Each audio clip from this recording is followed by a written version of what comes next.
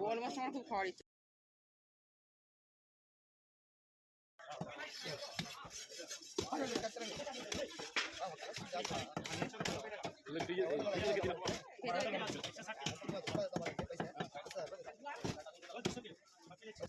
तुम्हारा कितना हुआ?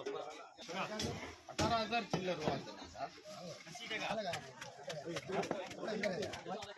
नहीं चाहिए पूरे कपड़े उठा लिया था हमारे भाई कोई मत उठा लो दादा